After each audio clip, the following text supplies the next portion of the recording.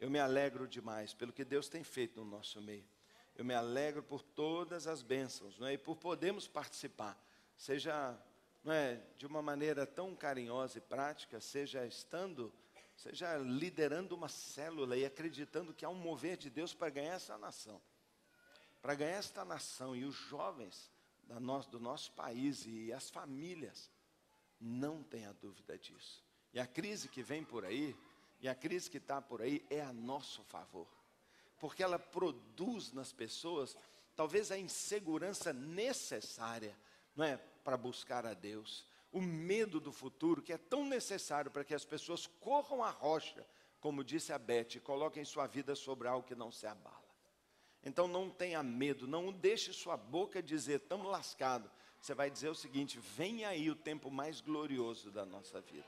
Porque se aproxima o dia da volta de Cristo e Ele fará o que precisar para fazer uma colheita incrível de vidas. Irmãos, nós estamos sendo mortos, especialmente no Oriente.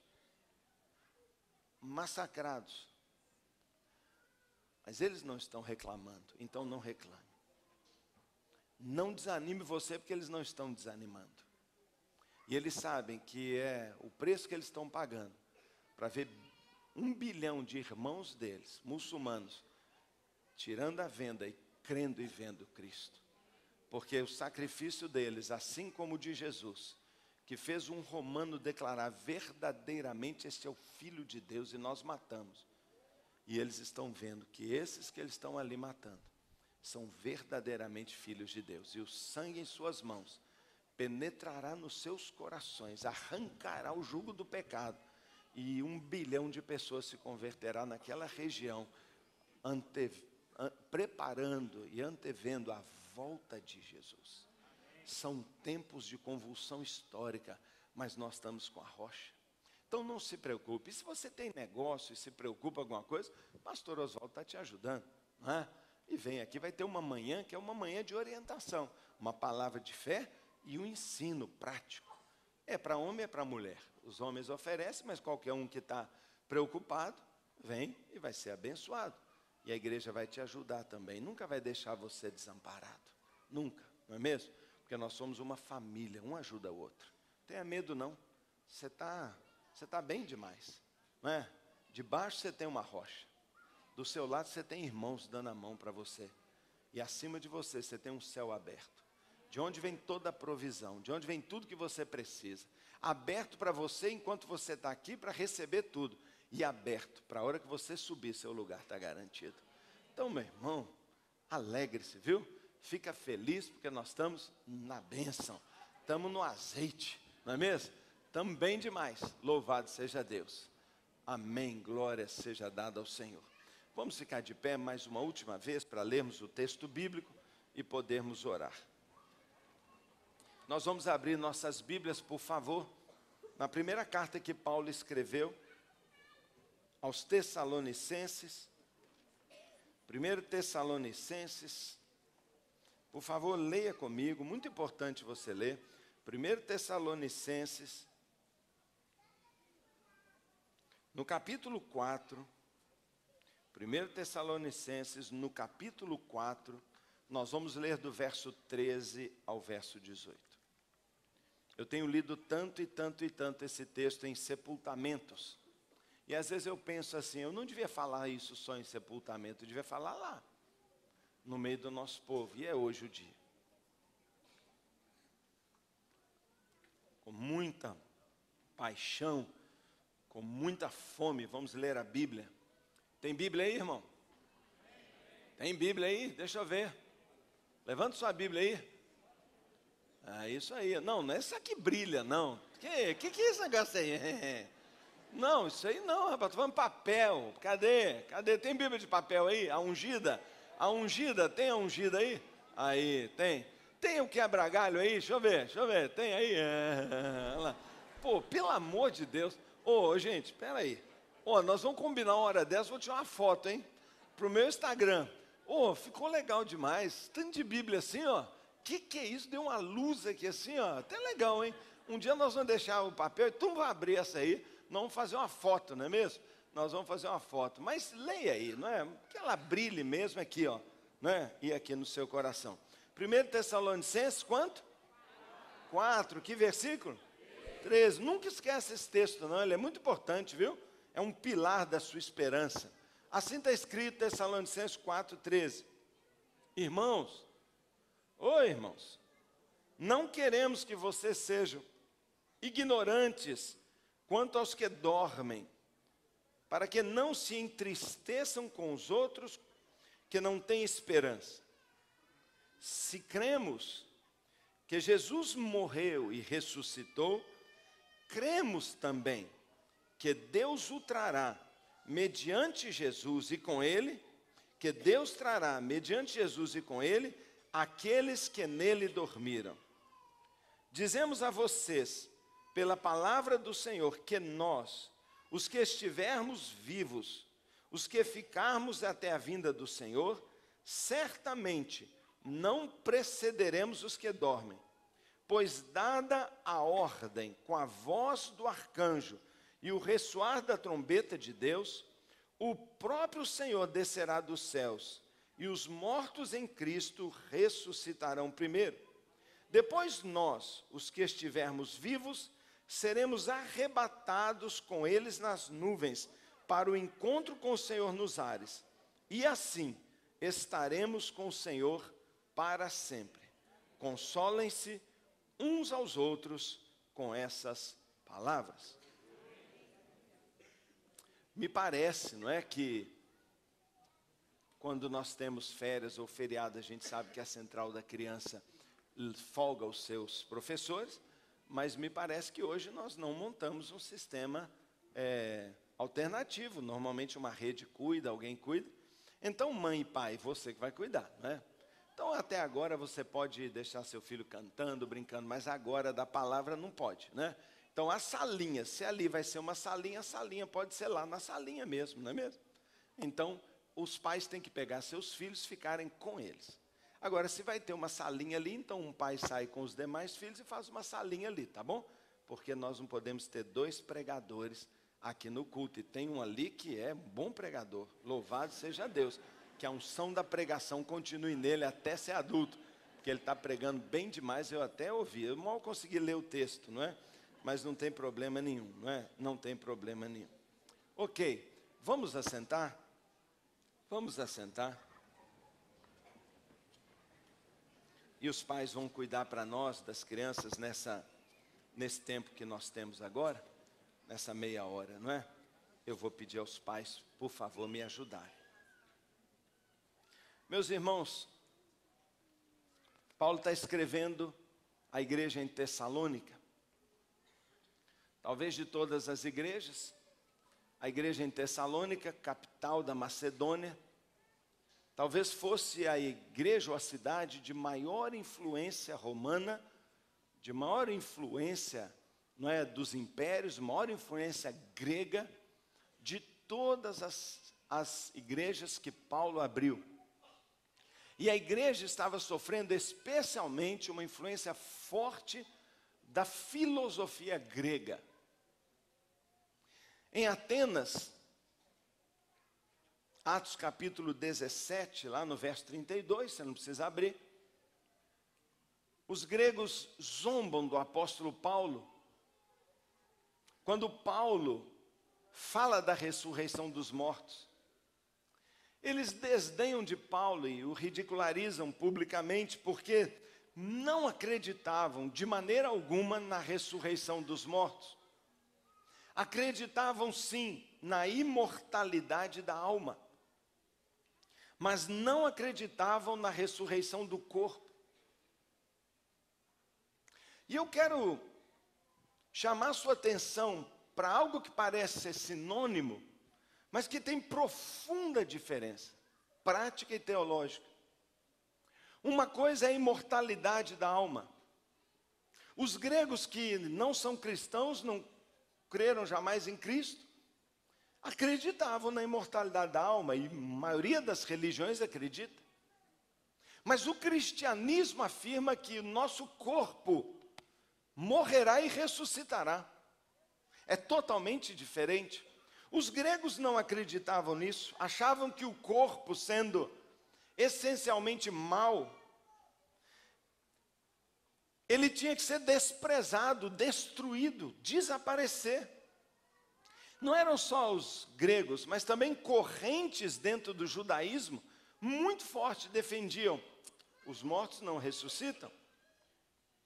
E ali, em Tessalônica, isso estava crescendo tanto que Paulo tem que escrever para eles para dar uma orientação pastoral, a mesma orientação que ele deu de maneira contundente aos coríntios, porque a mesma influência estava lá. E na primeira carta de Paulo aos Coríntios, no capítulo 15, ele escreve uma defesa impecável, lógica, não é? Revelada por Deus, comprovando, não é? A ressurreição dos mortos. É lá em 1 Coríntios 15, verso 12, que Paulo diz assim: ora, se está sendo por aí pregado que Cristo não ressuscitou dentre os mortos, que ele, tendo sido sepultado, não ressuscitou como corpo dos mortos, como alguns de vocês, Paulo diz, estão dizendo aí em Coríntios, que vocês estão dizendo que não há ressurreição de mortos, e ele diz assim: se não há ressurreição de mortos, então nem mesmo Cristo ressuscitou.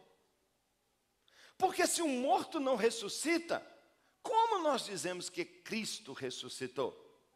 E ele diz assim: e se Cristo não ressuscitou, irmãos, é inútil a nossa pregação, como é também vã, inútil a fé que vocês têm. Ou seja, Paulo deixa bem claro que a nossa fé e a nossa salvação em tudo que somos está alicerçada sobre um pilar chamado ressurreição dos mortos. Ressurreição não só de Cristo, mas dos mortos. Cristo homem, Cristo se fez homem.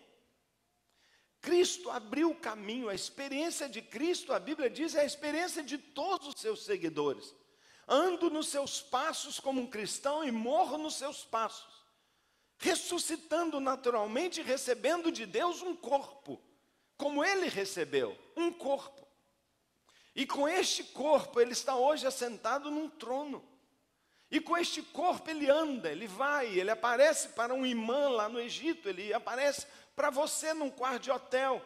Ele anda, ele vai aos céus dos céus instantaneamente. Por quê? Porque não tem limite para o que ele é. Nunca teve e não tem agora. Paulo disse que se Cristo não ressuscitou, é inútil a nossa fé. A nossa mensagem é falsa.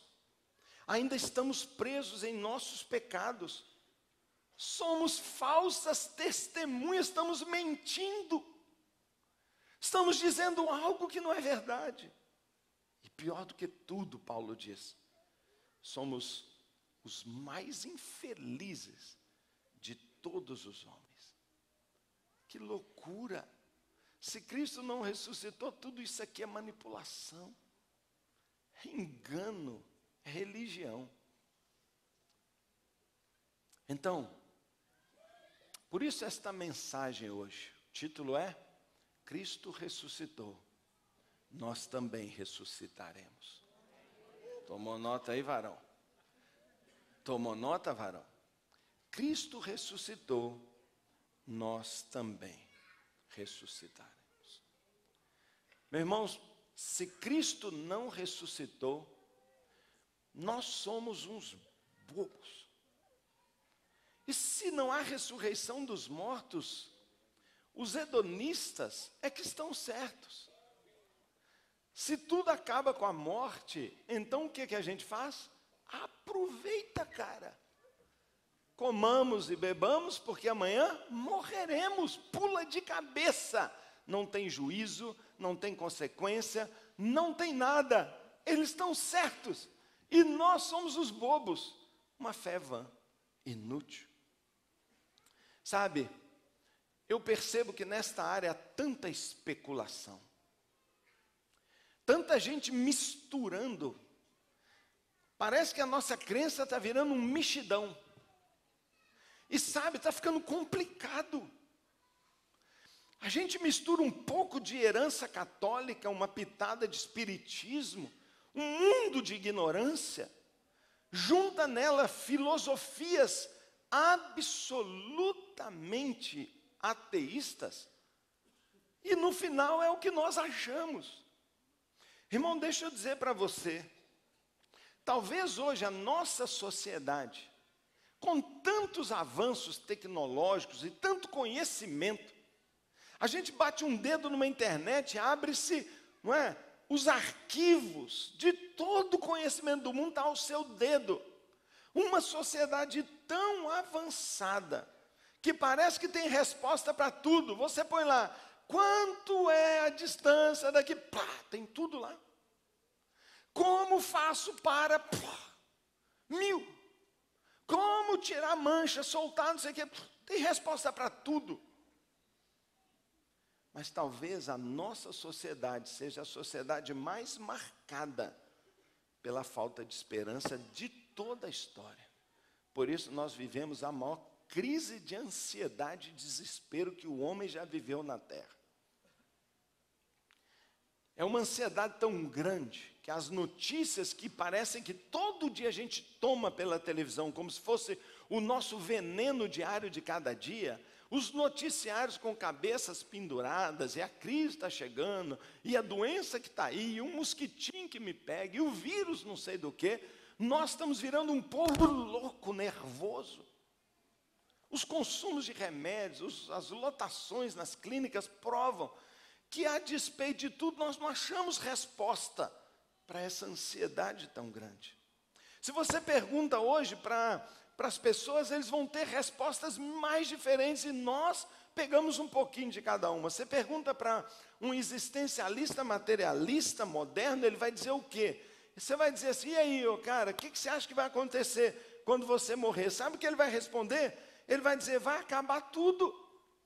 Quando eu morrer não existe mais nada. Não existe nada além da morte e da sepultura. A morte é o ponto final. Morreu, acabou. Tranquilo, hein? Tranquilo. E depois disso? A inexistência. Acabou, sumiu. Eu só tenho uma janela de vida e acabou. Por isso é que na cabeça desse povo, vale tudo. Vale tudo, como dizia o Tim Maia. Vale tudo. É ou não é? E quando eu ajo com essa mentalidade, eu estou apenas botando para fora que lá no fundo essa é a minha crença. Quando você age sem temor, buscando prazer, quando você pensa que tem que viver extraindo dos bens, do ouro, da prata, da fama, do sexo, da comida, do vinho, quando você acha que tem que curtir, e a mentalidade sua de vida é, eu mereço ser feliz, curta a vida, aproveita, viagens intensas, egoísmo, dinheiro é meu, como eu vou dar um dinheiro para um jantar beneficente, se isso pode me dar uma calça nova, e essa calça vai me dar 15 minutos de sensação legal? Como que eu vou, não é? Como é que eu vou viver? Como é que eu vou deixar que meu corpo envelheça? Então eu gasto o que for para me manter jovem. Eu injeto ouro, eu faço creme de não sei o quê, eu vou aonde for, eu subo montanha, desço morro, o que for para eu tentar espichar minha vida um pouco mais, porque tudo que vale é o que está aqui. Você entende que às vezes nós dizemos que cremos numa doutrina cristã, mas vivemos exatamente como um materialista, um existencialista que pensa que é a chance de ser feliz é agora? Oh, que absurdo, que erro. Uma vez preguei aqui para os líderes, desafiando-os a darem tudo nesse período de tempo chamado vida na terra.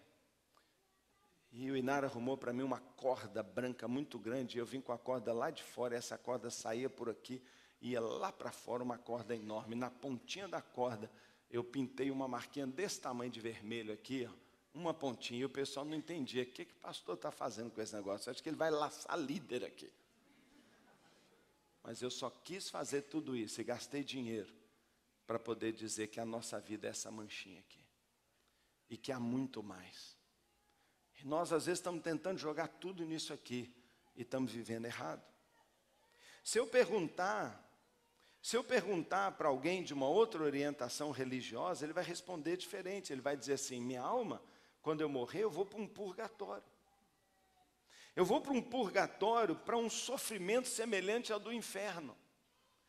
Eu vou viver o inferno, isso eu sei, 100 anos, 1000 anos. E eu vou sofrer, porque nesse sofrimento, meus erros, minha impureza, minha imundície, meu pecado original vai ser purgado. Eu vou pagar pelo que eu fiz, e aí sim eu sou liberado, para então eternamente viver no céu. Quanta gente acredita nisso? Se eu perguntar para outros ainda, dirão: ah, bem, minha alma vai desencarnar. Vai finalmente me descolar desse corpo mau que me leva ao pecado, e eu vou procurar uma encarnação melhor. E entrarei em alguém com menos dessa carnalidade, com menos dessa natureza animal, e eu vou assim, melhorando até que um dia eu não preciso mais encarnar, e aí eu sou uma alma aperfeiçoada. O que a Bíblia diz? O que a Bíblia diz? O que a palavra de Deus diz? Nessa passagem que nós lemos, o apóstolo Paulo trata com muita clareza, dizendo para nós: você não precisa ficar sofrendo como esse povo está sofrendo. E essa é talvez a grande afirmação de Paulo. Quem é crente, quem tem Jesus, quem vive uma Páscoa verdadeira, não precisa ter essas lutas, mas nós temos. E nós temos e sofremos por ignorância, por não atentarmos ou por deixarmos que esse mexido fica na nossa cabeça. E hoje pela manhã, minha oração é que a palavra de Deus seja estabelecida, que o que sai da boca de Deus seja estabelecido, a palavra correta, a mensagem verdadeira, a única verdade. Nós não precisamos sofrer por cogitações humanas, não precisamos ficar especulando, não precisamos ficar trabalhando com filosofias. O que Paulo diz é que o futuro está bem determinado por Deus. O futuro é claro, e o texto diz: eu não quero que você seja ignorante. Está tudo claro. Irmão, eu quero pedir a você: passa uma borracha. O inimigo está te enganando. Você está absorvendo coisas de conversas, de leitura, de revista, de filme. Filmes de Hollywood, não é? Ghost, oh, te amo. Nós estamos pegando isso e falamos: é nada. Seja o homem mentiroso. Hollywood é mentirosa. A palavra de Deus é verdadeira. Você não precisa ser ignorante, irmão. Não precisa, porque Deus te deu a um custo muito alto a palavra escrita. E esta palavra é verdadeira. Essa palavra é fiel. Essa palavra é inspirada. Esta palavra é revelação de Deus para você. Creia nela e viverá. Creia nos meus mandamentos e viverá. Creia e prosperará. Creia e tudo lhe irá bem todos os dias da sua vida. Fundamente sua vida nela, e tudo que você fizer, você será bem sucedido. E a paz de Deus guardará sua mente e seu coração. Habite ricamente em seu coração a palavra de Deus. Habite, more em você. Feche com a palavra de Deus, irmão, e você prosperará. Ouça a palavra e seus caminhos serão abençoados. Ele diz, não é? Ele diz: o futuro já está revelado por Deus. No verso 13, Paulo diz assim. Verso 15, Paulo diz assim: dizemos a vocês. O que está escrito aí? Pela palavra do Senhor. Irmãos, Paulo está dizendo: declaramos por palavra de Deus isto. O que eu vou falar para você agora não é um pensamento humano, não é uma discussão de um concílio religioso, não é a melhor conclusão de grandes pensadores, não é minha opinião, não é a posição de uma denominação, é revelação de Deus. Paulo diz, isso é palavra de Deus, que Ele me entregou e eu só transcrevi. Deus me deu essa palavra, é dEle. Então é a palavra de Deus. Nós temos aqui uma palavra de Deus. Nós não precisamos ficar especulando, é a palavra de Deus. E quando Paulo então vai falar, ele vai falar para nós algumas coisas. A primeira verdade que Paulo vai tratar nesse texto, que tem ligação com tudo, que indica tudo. Paulo diz, não é? Diante de uma sociedade, de uma igreja que estava sofrendo, com falta de esperança e confusa, para uma sociedade sem esperança e confusa, Paulo diz, Cristo vai voltar. É a primeira coisa que ele diz. Cristo vai voltar. Essa é a primeira verdade. Quando nós pensamos no futuro, a primeira coisa que Paulo diz é que o Rei da Glória vai voltar. Ou seja, a história da nossa humanidade não caminha para um fracasso. A nossa humanidade não caminha para o caos, não caminha para a destruição. Ela não caminha para um desfecho terrível, fúnebre. Não. A nossa sociedade caminha para a glória. Nosso planeta caminha para o maior acontecimento. Jesus vai voltar. Esse é o desfecho do nosso planeta. Deus virá finalmente, se mostrará, se revelará visível. A palavra de Deus diz que Cristo voltará pessoalmente, fisicamente. A Bíblia diz que Ele voltará visivelmente. Todo olho verá, o olho de um cego verá a volta de Jesus. O olho de quem está trancado dentro de uma parede verá. Todo olho verá, a palavra de Deus diz. Ele voltará audivelmente. Quem estiver trancado num estúdio, com fone no ouvido, no maior barulho, vai ouvir uma trombeta tocando. Vai ser ouvida em todas as montanhas, em todas as vilas, nas grandes cidades, nos cantinhos, no lugar que só tiver animal, que só tiver uma pessoa, uma trombeta tocará. Será visível, será audível, será uma volta pública, comprovada. Ele voltará repentinamente, num momento, pum, de uma vez. Será inesperado. A palavra de Deus diz que Ele voltará como um ladrão, sem aviso, imprevisível. Não vai mandar aviso para os desavisados. Ele voltará. E a palavra de Deus ainda diz assim, no momento em que você nem está pensando nisso. Por isso eu te digo, pense nas coisas do alto o dia inteiro e você não será pego de surpresa. Porque a surpresa virá para quem não pensa na volta de Cristo. Ah, irmãos, para quem está pensando vai dizer, olha ela ali. Mas quando alguém não pensa nisso, vai falar, que barulho é esse? O que está acontecendo? Não está preparado. Cristo vai voltar. Ele voltará mais do que tudo, não só audivelmente, visivelmente, mas Ele voltará gloriosamente. Ele não entrará montado num jumentinho, mas Ele voltará montado nas nuvens. A Bíblia diz que Ele voltará montado nas nuvens, virá escoltado de seus anjos. A terra, o céu fugirá da sua presença.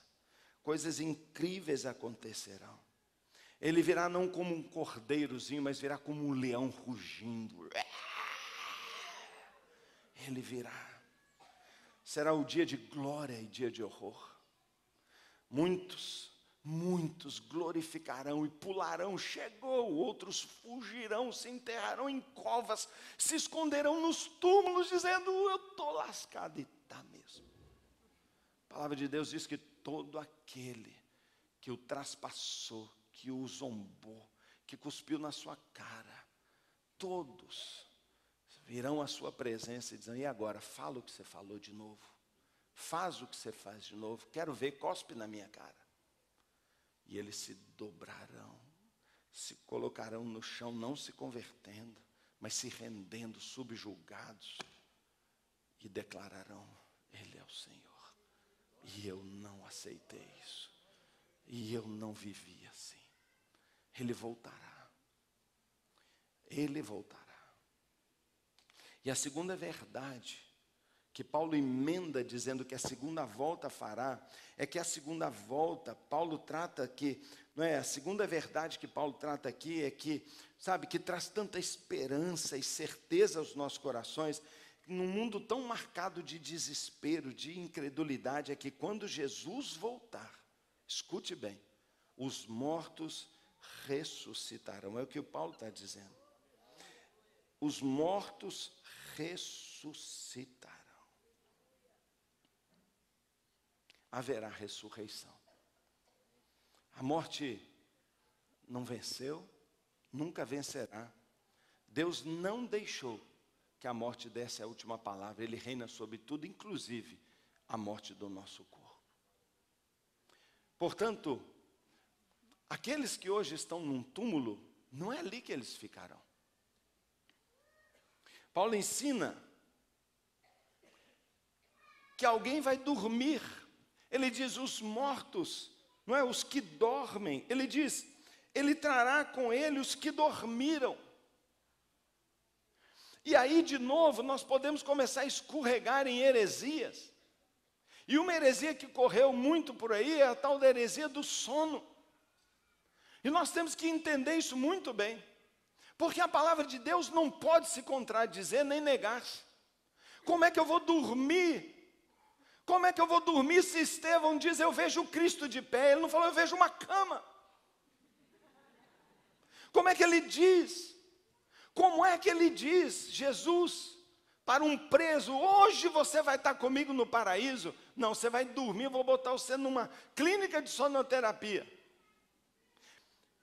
Paulo diz assim, eu fico louco, porque eu quero estar com vocês, para obter algum fruto, mas eu quero morrer e estar com Cristo, o que é incomparavelmente melhor. Mas como Paulo fala que está dormindo? Quem dorme? Quem dorme? Em 1 Coríntios, Paulo diz que o nosso corpo é como uma semente.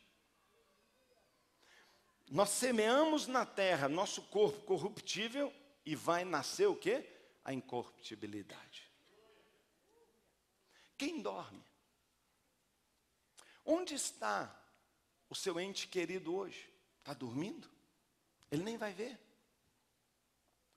Mas ele não está com Cristo? Então eu quero que você escute. O que a palavra de Deus diz para nós? Ela diz que nós já estamos com Cristo imediatamente na hora da nossa morte. Quem está com Cristo? Quando a gente morre, nossa alma, nosso espírito, o nosso eu, nosso ser, nossa consciência, nossa memória, nossa vida, nós estamos com Cristo. E o nosso corpo está envelhecendo, está doendo, a coluna afunda, a hernia arrebenta, o joelho já não vai, a mão não responde, o cabelo branqueia, o rosto fica feio, parece um maracujá. A gente vai, não é? E de repente a gente morre. E o nosso corpo vai descansar.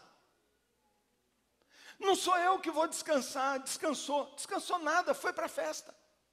Está no céu andando com o Senhor, mas o corpo está descansando. Seu corpo vai para o túmulo. E um dia, o Senhor voltará. Trará com ele os que já morreram. Os corpos ressuscitarão e rapidamente serão arrancados.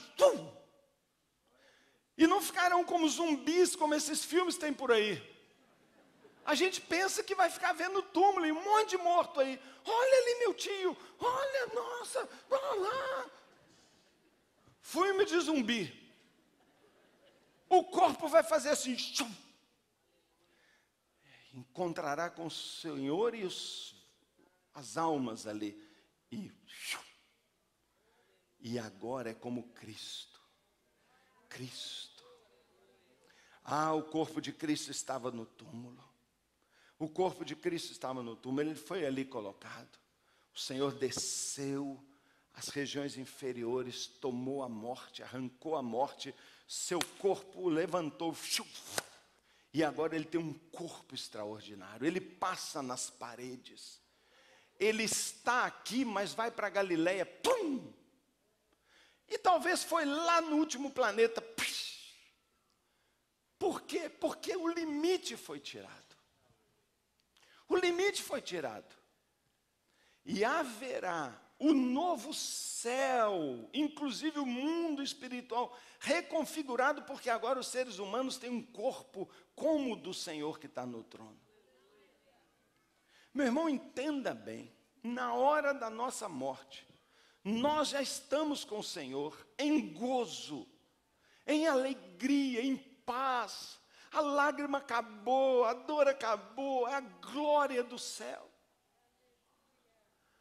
Meu corpo está ali como uma semente aguardando para nascer. Quando o Senhor voltar, meu corpo voltará e nós, os vivos, e os que ainda não foram salvos, terão alguma vantagem ou desvantagem? Nenhuma. Nenhuma desvantagem, porque os corpos saem, nós somos arrebatados, e a ideia é assim, puxados de uma vez. De uma vez, nosso corpo é tomado. E nesta hora, nosso corpo já é transformado. Recebe a mesma glória, a mesma transformação. Não repousamos e nos encontramos com o Senhor nas nuvens. Não encontramos com o Senhor nas nuvens. Ah, meu irmão, eu soube que você perdeu sua esposa. Eu sinto muito. Não. Eu não perdi minha esposa. Você não perde uma coisa ou uma pessoa quando você sabe onde ela está. Eu perdi quando eu não sei onde ela está. Eu sei onde ela está. Ela está com Jesus. Ela não está perdida. Você não perdeu ninguém. Nós não perdemos ninguém. Você não perdeu seu filho. Você não perdeu se ele está com Cristo. Por isso Paulo diz, os que estão com Cristo, que não estão perdidos mais. Você entende como é desesperadora a urgência da pregação do Evangelho? Porque quem está perdido é quem não está com Cristo. E quem não está com Cristo não ressuscitará. E ao contrário, experimentará a morte eterna. Paulo diz que os mortos vão ouvir a sua voz, vão sair do túmulo, a trombeta soará, a ordem em voz alta será dada, será ouvida e ressoada a trombeta, e os crentes terão plenitude de alegria e entenderão, eu estou vivo. Terceira grande verdade que Paulo vai tratar nesse texto é que quando ele voltar, não só Cristo voltará, os mortos ressuscitarão e receberão um corpo glorificado. Mas o texto diz também que os vivos serão arrebatados. Arrebatados. Rapidamente, como eu falei, pela força de Deus, para um novo lugar. Arrebatados do perigo. Tirados, porque se eles ficarem, eles não suportarão.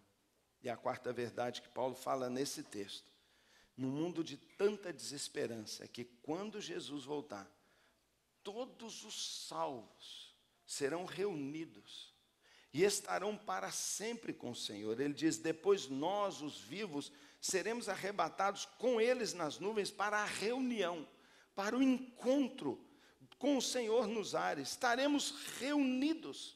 Os salvos estarão para sempre com o Senhor. É este encontro, irmãos, que a Bíblia chama de uma festa apoteótica, chamada Bodas do Cordeiro. Um encontro triunfal, uma festa como ninguém jamais viu. Nenhuma recepção, nenhum cerimonial jamais imaginou o que será essa festa. É a grande vitória, o maior acontecimento, é o desfecho glorioso da salvação de Cristo, da criação da humanidade e do encontro nosso com Ele. Será algo sem igual. É o cumprimento daquele noivado. É a noiva prometida agora possuindo o noivo e o noivo possuindo a noiva. É o desfecho, é o amor. É aquele compromisso que Cristo fez conosco agora sendo concretizado. Ele hoje prepara a sua noiva. Ele hoje adestra a sua noiva. Um encontro glorioso. Um encontro eterno. Um encontro que é o tempo da recompensa. É nesta hora que todos naquela festa receberão os presentes. Porque o Senhor presenteará e recompensará cada um conforme a sua obra aqui na terra. É um tempo de receber festa, presentes, os galardões, as coroas. É a reunião. É hora de se abraçar e falar: puxa, fiquei com saudade de você, mas eu sabia que a gente estaria junto para sempre. A gente celebrar e se reconhecer. E de você abraçar Paulo e Pedro e seu ente querido e os amigos. A Bíblia fala que amigos que você fez para a eternidade. Meu irmão, será um tal de abraçar. Será um tal de abraçar. Porque a Bíblia fala que amigos nos receberão nos portais eternos, nos aplaudindo, nos abraçando, dizendo: eu só estou nesse encontro porque você falou para mim de Jesus. Foi você que me salvou, foi você. E vai ter gente fazendo fila com você lá para dizer: eu quero um abraço, porque você me deu o convite para essa festa. Quantos você já trouxe para a festa do Cordeiro? Quais são os filhos e filhas que você gerou e colocou nessa festa? Isso é real, irmão. Será assim mesmo.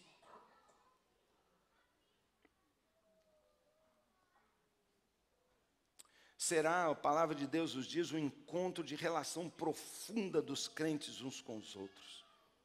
Será o fim das oportunidades. Quando isso acontecer, dali para trás já era, acabou, fechou a porta. Sabe, irmãos, uma das maiores marcas de um crente, uma das maiores marcas de um cristão, é que o cristão ama a volta do Senhor. Ele espera, porque ele acredita.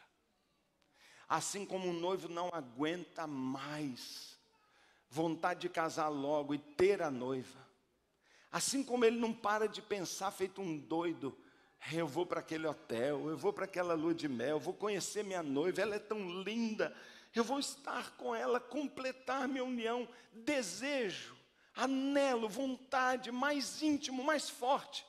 Assim a palavra diz, que o Senhor está voltando para aqueles que amam a sua volta. Quando nós olhamos para frente e olhamos para a história, irmãos, nós só temos motivo de alegria e não de desespero, de conforto e segurança e não de insegurança. Quem não tem essa esperança é que se entristece. Nós temos pessoas no nosso meio doentes. Nós temos pessoas morrendo e pessoas que já morreram. A gente sente a falta dessas pessoas. Mas nós temos uma prova. Nós temos uma prova mesmo, de que tudo que a palavra de Deus diz é verdade. E a prova que nós temos é o túmulo vazio. Essa é a prova. Podem procurar, podem inventar, podem dizer: aqui é o túmulo de Jesus, ali é o túmulo de Jesus. Não é verdade. Seu corpo ressuscitou. Ele foi o primeiro. Os discípulos compreenderam que linda é a nova vida e a almejaram. Suas vidas mudaram radicalmente. Sua compreensão desta verdade alterou totalmente seus valores. Nada mais é importante. Nada mais é importante. A ressurreição de Cristo tem que fazer isso conosco também. Jesus pregando, no livro de Mateus, ele diz que será a volta de Jesus como na época de Noé, onde eles vendiam e compravam, casavam-se e davam-se em casamento. A minha pergunta para você é: vender e comprar tem pecado nisso? Casar tem alguma coisa errada nisso? E se dar em casamento? Por que nós olhamos meio assim? É normal. É coisa linda, bonita, normal da vida, não tem problema nenhum. Você pode continuar comprando, vendendo, casando. Significa, Jesus está dizendo é que Ele voltará e vai encontrar a gente vivendo nossa vida normal. A nossa vida de todo dia. A nossa vida indo na consulta médica, descobrindo uma coisinha chata. A nossa vida ali pensando o que eu faço com o meu dinheiro, com a minha falta do meu dinheiro. Não tem problema estar vivendo. Nós não temos que parar e subir para o monte. Ele fala, quando Ele voltar, nós vamos estar vivendo. Mas, todo alerta do Senhor é que, se comprar e vender, casar e dar em casamento, rouba seu coração.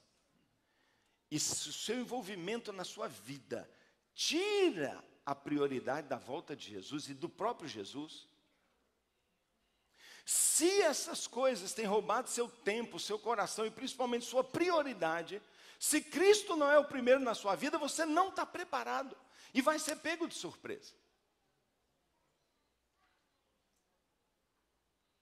Se a morte te pegar sem prioridade com Cristo, você não estava preparado para morrer.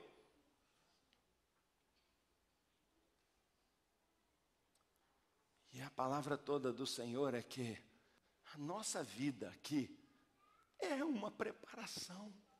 Prepare para encontrar com o seu Deus. Como eu me preparo? Fazendo uma coisa só. Você não precisa fazer mais nada, você pode estar tranquilo dizendo, pronto, a qualquer hora. E eu compro, e eu caso, e eu cuido do meu filho, e eu dirijo, eu pago minha multa, não é? Porque agora tem radar para todo lado, aí paga a multa, e paga a multa, e paga a multa.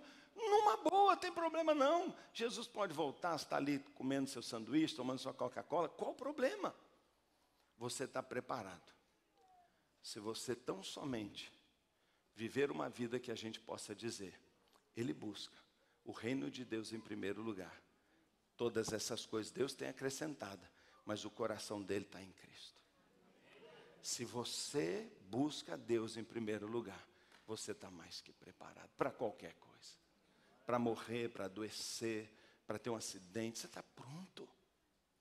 Nós vamos ficar tristes, mas nós não te perdemos. Você não está perdido, porque você está com Cristo. Por isso Paulo diz, os que morrem com Cristo. Quem morre com Cristo não está perdido. Sua alma, seu ser já vai para a glória. Já desfruta as benesses, as delícias, o gozo do Salvador. A visão do Cristo. O descortinar de todas as coisas. Ver como tudo é. Seu corpo aguarda o desfecho da história aqui na terra. Descansa. Quando a trombeta tocar, ele levanta. Você tem agora exatamente como Cristo. Ah, irmão, eu vou querer. Eu vou querer ir na estrela mais longe. Eu vou dizer, eu estou lá, e eu estou. E eu vou querer estar aqui em Belo Horizonte e vou falar assim, eu vou para São Paulo sem passar por aquela serra horrorosa. Eu vou falar, estou em São Paulo, pá, eu estou lá. Eu vou entrar na sua casa sem bater a porta. Ah, eu vou entrar sem bater porta. Não é mesmo? Porque não tem mais limite. E a Bíblia diz que nós viveremos o plano original de Deus. E as pessoas dizem que se você quer entender a cabeça de Deus, leia Gênesis 1 e 2, Apocalipse 21 e 22. 4 capítulos. Deus criou o homem, deu um paraíso, viveu para sempre com ele a glória dos salvos. Só. Todo o resto da Bíblia, milhares de páginas, histórias horrorosas, dramáticas, lindas, é o trabalho de Deus para nos salvar, para nos trazer de volta. Porque o que Ele quis é que Ele nos criou num paraíso e vivemos para sempre com Ele. Pois Cristo veio, foi pregado, morreu, ressuscitou, para arrumar essa bagunça toda e pegar-nos e nos colocar aqui de volta, vivendo para sempre com Ele. Eu estou dentro. Você está dentro? Você está dentro? Está com uma dor esquisita? Está com medo do diagnóstico? Não tenha medo não, trate-se. Se curar, curou, não curar, não curou, sinto muito. Mas não tenha medo. Você não vai para o purgatório, você não vai ficar num lugar escuro, você não vai ter um segundo de insegurança, você vai ver tudo com clareza. E no domingo que vem, nós vamos ouvir um menino dizendo, é verdade. E nós temos visto quantas pessoas. Por que Deus deu essa revelação para o apóstolo Paulo? Porque ele diz assim, o que eu digo é palavra de Deus. Porque ele foi no céu, irmãos. Ele foi no céu e falou assim, eu não posso dizer o que eu ouvi lá. Mas ele falou, muita coisa ele falou. Porque ele disse, palavra de Deus. Deus falou com ele. Portanto, irmãos, nossa fé é inabalável. A nossa esperança, irmãos, ela não é confusa, ela é clara. Então, ouça só uma coisa, ouça a palavra de Deus. Eu não quero que você seja ignorante. Eu não quero. Vamos ficar de pé, por favor. Abra sua Bíblia de novo. Mesmo essa Bíblia sua brilhante aí. Abra em 1 Tessalonicenses capítulo 4. E nós vamos ler de novo a passagem bíblica após essa exposição. E assim está dizendo, Igreja Batista Central. Ju, Rafael, Wagner, irmão Antônio, Tiago, irmão, Deus não quer que você seja ignorante quanto aos que morreram. Para que você não fique triste, não fique ansioso, não fique com medo. Preste solidariedade. Ame, porque a vida é amor. Beije, cuide, dê toda assistência, não tenha vergonha de fazer visita, não descola, fica lá. Porque o que vale nessa vida é o amor. A Bíblia diz que quem ama cumpre toda a lei. Quanto mais você ama as pessoas, mais próximos de Deus você está. Mais demonstra que você é dele mesmo. Ame, porque o amor é o cumprimento de tudo. Ame. Então ligue, visite, dê apoio. Quando estiver doente, não se isole. Não fuja, não tranque a porta. Fala, venham. Pode me amar, eu estou sofrendo mesmo. Porque eu não esperava ficar doente, mas eu quero o amor dos irmãos. Não briga, não fica com raiva. Você vai ser curado. Deus está só te provando, vai ser curado. Não vai ser? Vai ser transformado. O seu futuro é glorioso, sempre vitorioso, maravilhoso. Maravilhoso, é uma pontinha assim comparada à eternidade toda. O que não pode é você sofrer por ignorância. Ele diz, porque quem é ignorante se entristece, porque não tem esperança. Eu quero que você diga assim, eu tenho esperança, porque eu estou com Cristo. Sua vida está na mão dele e ninguém tira. Sua vida pertence, ele comprou você. O que veio a você, o que vem, o que chegar, ele permitiu. Ele não é fraco, ele não dorme. O guarda de Israel não cochila. Ele sabe o que você pode ou não pode, o que é bom, o que não é. Isso é confiança. Eu não entendo muitas coisas, mas eu confio. Eu não enxergo muitas coisas, mas eu confio.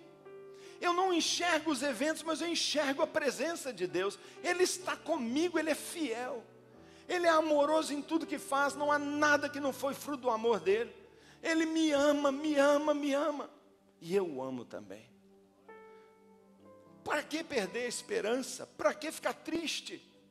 Se ele me ama, se ele tem o controle, ele sabe o que está fazendo. Comigo ou com alguém? Com o irmão. Se cremos que Jesus morreu, ou se não cremos, vamos embora da igreja. Porque essa é a base de tudo que nós fazemos. O que sustenta esse prédio não são as sapatas enormes que estão aqui, é o fato de que Cristo morreu e está vivo. É isso que faz essa igreja ser viva. É isso que faz você cantar de verdade. É isso que faz isso aqui não ser música e ser adoração. Nós adoramos o Deus vivo. O texto diz, se cremos que Jesus morreu e ressuscitou, então nós cremos também, porque se você não crê, sua fé está errada. Cremos também que Deus trará, através de Jesus, por causa de Jesus e com Jesus, aqueles que já dormiram. Por que Jesus trará? Porque estão com Ele. Ele diz, eu nunca vou te deixar. Onde eu estiver, você vai estar. Como é que pode Jesus voltar e eles ficarem para trás? Ele falou assim, eu nunca te deixarei, jamais te abandonarei. Eu estou descendo, você desce comigo. Porque ele está com Cristo, você está com Ele, vai para Ele, está com Ele, não separa um minuto, nunca mais você se desliga de Cristo. Você é um galho dele. Você é como a árvore, o galho da árvore inteira. A árvore move, você move. Você foi enxertado em Cristo. Você está ligado nele. A seiva passa em você. Você é corpo dele. Eu não vou para pregar em Ribeirão Preto e deixo minha mão aqui para fazer carinho na Juliana. Eu não corto minha mão. Meu corpo é um. Eu sou o corpo de Cristo. Onde ele vai, eu vou. Por isso ele virá e virão também. Dizemos a vocês, e essa é a mensagem que eu queria dizer, pela palavra do Senhor. Irmãos, Deus não pode mentir. Ele não fala mentira.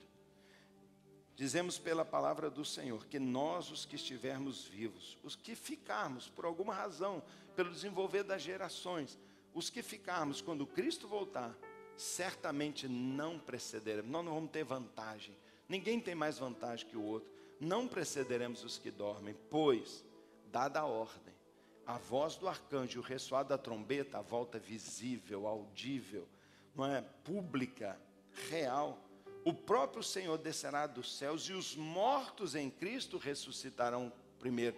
Por quê? Porque eu não tenho vantagem sobre eles.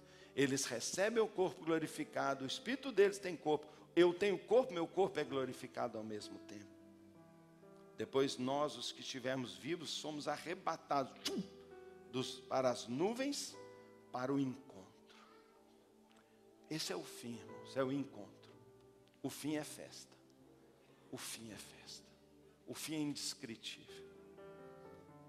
Para o encontro com o Senhor nos ares. E assim, depois de tudo, de lágrimas, de fé, de perseverança, de crer, de ser zombado, de liderar, de ganhar almas para Jesus, de servi-lo, de mostrar gratidão, de beber também o mesmo cálice da salvação, de cumprir seus votos ao Senhor, de invocar o Senhor sua vida toda, depois, e assim, estaremos com o Senhor para sempre. Consolem-se uns aos outros com esta palavra. Pai querido, que um espírito de consolação, luz e vida, um espírito de revelação, Pai, paire sobre nós. Deus, que a gente pare de pensar, Pai, de agir como se essa vida fosse tudo, como se ter prazer fosse o alvo da nossa vida, como se curtir o pouquinho de tempo que eu tenho fosse tudo. Pai, essa vida o Senhor me deu é para amar. O Senhor me deu essa vida para te amar, para te adorar, para amar meu irmão, meu próximo, para ganhar almas, para encher o céu de amigos que me receberão. Pai, minha vida é para fazer a sua vontade, é servir ao Senhor. E seja quantos dias eu vou viver, eu viverei para o Senhor. Pai, aqui tem uma igreja operosa, dedicada, e eu espero mais ainda esclarecida, que buscará em primeiro lugar o reino de Deus. Pode até vender e comprar, pode casar e dar em casamento, criar filho, ir para a escola, mas a prioridade não é essa. A prioridade é Cristo. Conhecê-lo, vivê-lo, fazer a sua vontade, servi-lo em primeiríssimo lugar, para que quando a trombeta tocar, meu rosto se ilumina de alegria e subo para Ele. Pai, obrigado, Senhor. Obrigado. Obrigado, Jesus. Obrigado, Jesus.